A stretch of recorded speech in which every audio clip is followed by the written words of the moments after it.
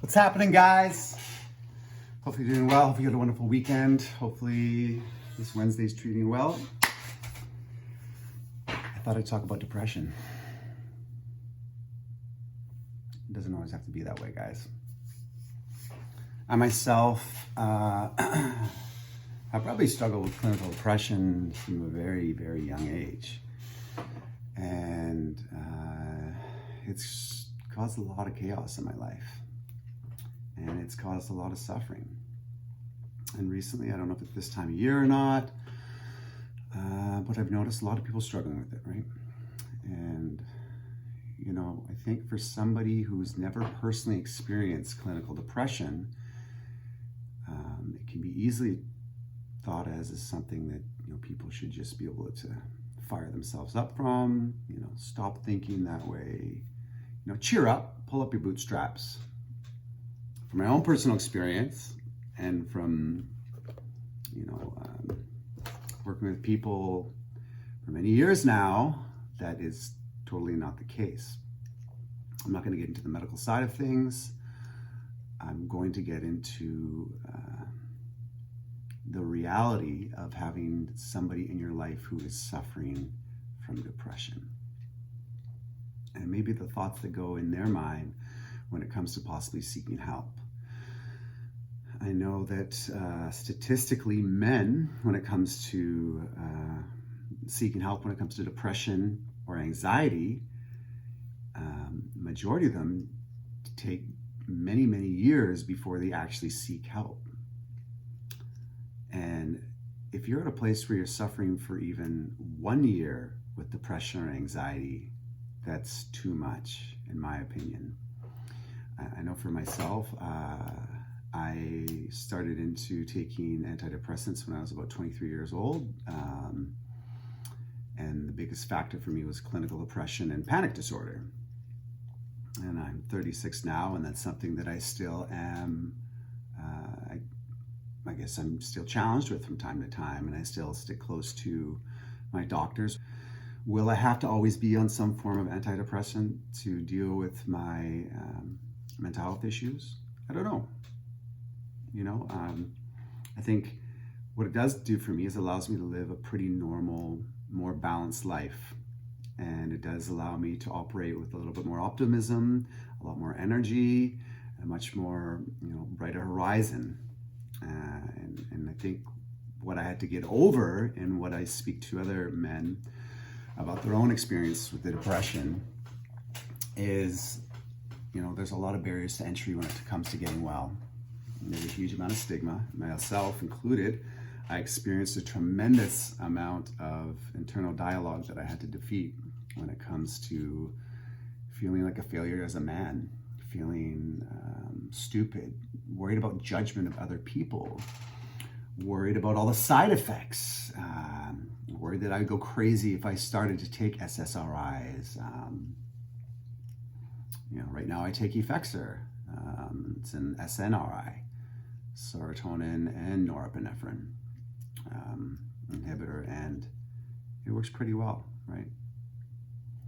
And did that take a long time for me to find something that worked for me? Absolutely.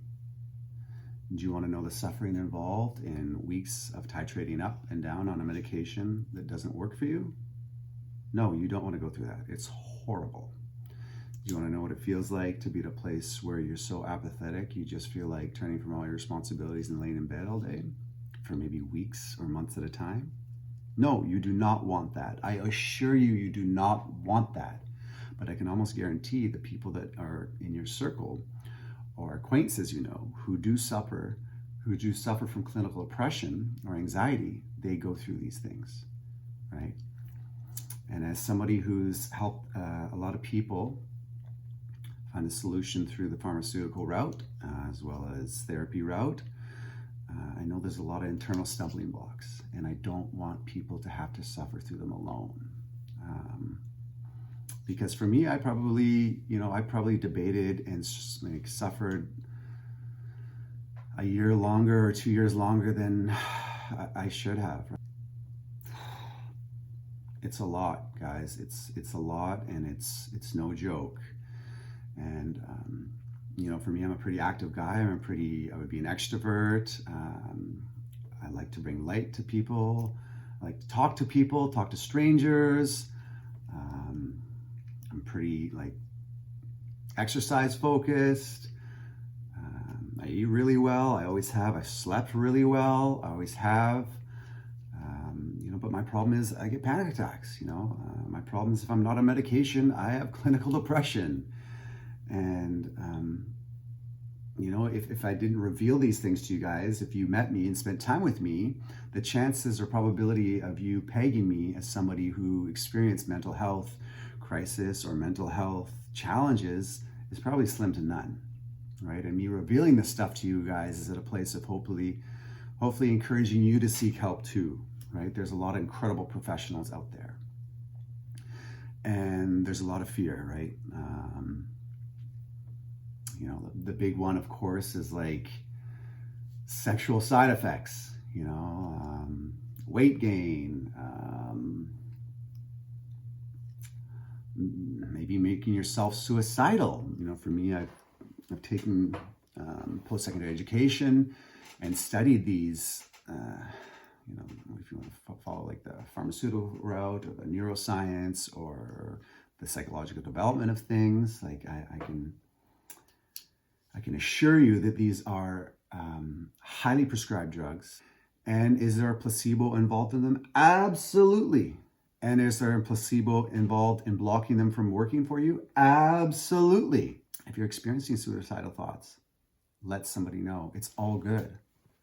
If you're experiencing a place where you're in a place of mania, it's okay. Like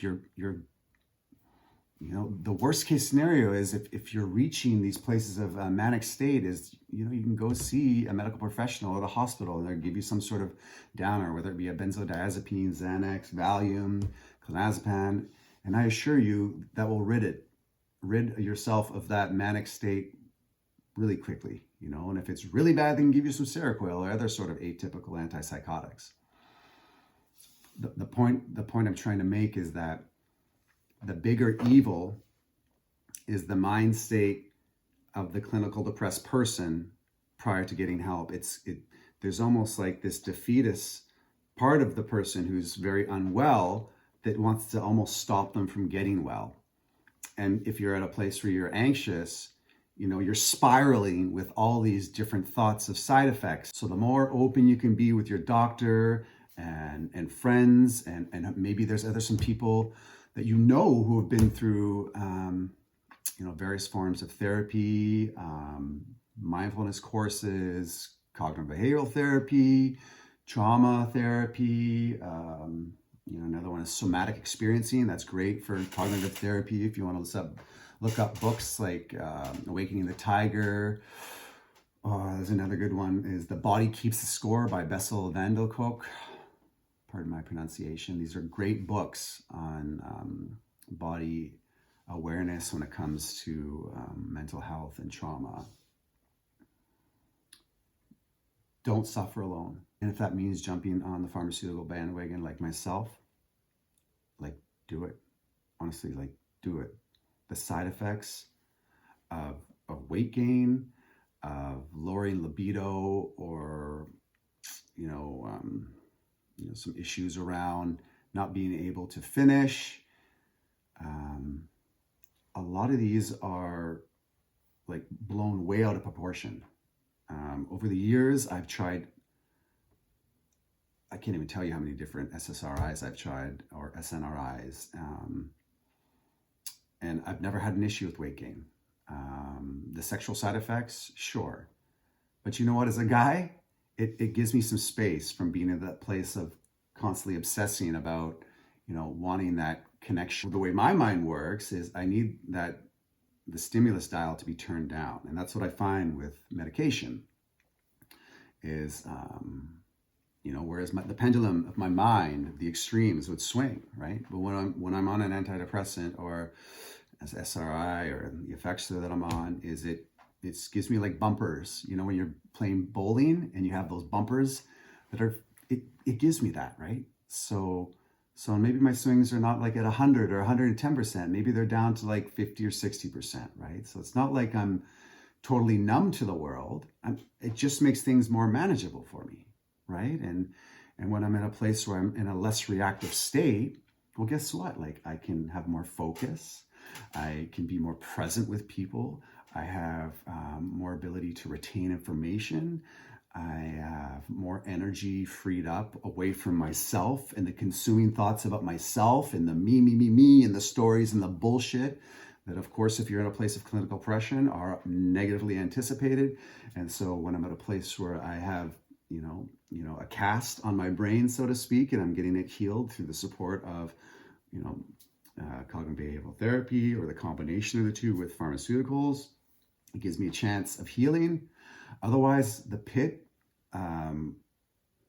is really hard to get out of. And I've tried all kinds of naturopath therapy, any sort of vitamins, breathing techniques, meditation techniques, fish oils, you name it. Like, I've tried it.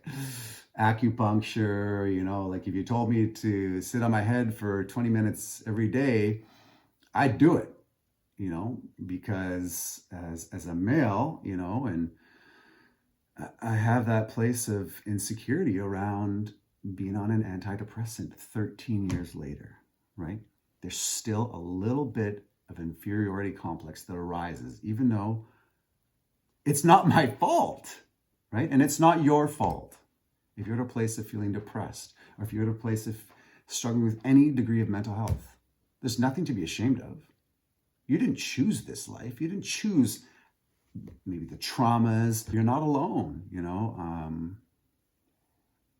and there's no reason to be at a place of thinking that you have to do this alone. And there are millions, I mean millions and millions of people around the world who seek and utilize the help of pharmaceuticals or other methodologies of treatment when it comes to tackling clinical depression and anxiety and all sorts of other mental health issues, to allow them to live at a place relative harmony with life and people and relationships, and have no shame. I will also speak to the fact that as somebody in recovery who follows a 12-step program, I know, and who's also a Christian, I know for a fact I can get to a place of having a lot of resentment towards God.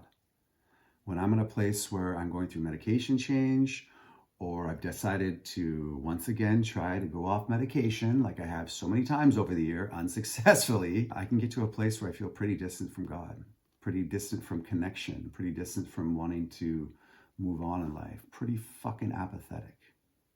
And that's a really scary, ugly place to be.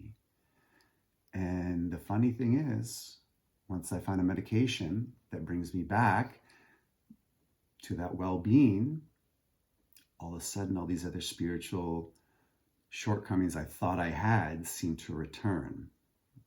And I look to it as God providing me with resources like doctors and pharmaceuticals. And for hundreds and hundreds of years, this wasn't available for a lot of people, right? So I consider myself fortunate. So yeah, this is just a shout out to anybody in that place of struggling. Anybody in a place of considering going to talk to a doctor about their mental health, potentially going on an antidepressant, having questions or concerns about it. I think it's totally normal to be at a place of not wanting to do it.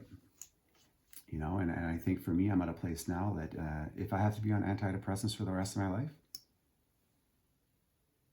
that's okay, because the alternative is much worse. But every medication is going to affect people differently. Due to my genetic makeup, my activity level, my caloric intake, the diathesis model of stressors and traumas that may have impacted my gene regulation and turn things on and off, my limbic system and yours are all going to be slightly different. And then as you go up and you're titrating up on your dose, your doctor's going to start you slow and you're going to find that sweet spot. From my body, I'm really sensitive to medications. And when I found medications that works, I can usually tell after a few days if it's working for me or not. But that, once again, is my experience, right? That doesn't have to be yours, and it doesn't mean that it's not going to be effective for you after the typical timelines that they set for you. I think it's just really important to have open dialogue around this stuff. And I really hope that people are in a place where they feel like it can be brought up on a more regular basis, because it's not something we need to be ashamed about, right? Like, I take a pill just like somebody else might take for high blood pressure or any other sort of issue they may have. And then I get to go about living my life like a pretty normal guy, you know? The problem is this medication affects this, which controls everything. And so the more that I'm at a place of being resistant of expressing this, the head and the heart stuff, and getting it out, the more congested I get up here. And so my words of wisdom for you are give yourself some grace and love and kindness. And you know, you might be surprised by taking some risks of being vulnerable with other people. You might be surprised just how many people that you connect with that have their own struggles when it comes to mental health, when it comes to their own medication. And all of a sudden you'd be at a place of having some brothers and sisters in arms. And I think that's a big part of the solution, is having people that you feel safe about talking about this stuff with. Yeah, as always, guys, much love. Thank you so much for listening and tuning in. And if there's any questions that you have around pharmaceuticals, please keep in mind, I am not a doctor. You need to speak with your medical professional about that. And anything I can really speak about is going to be my own personal experience. So seek medical attention, seek the professionals, and just hopefully use this as a place of maybe a jumping off point, an encouragement. You know, let me be your cheerleader for you to get well. You're worth it. I love you. Don't forget to like and subscribe.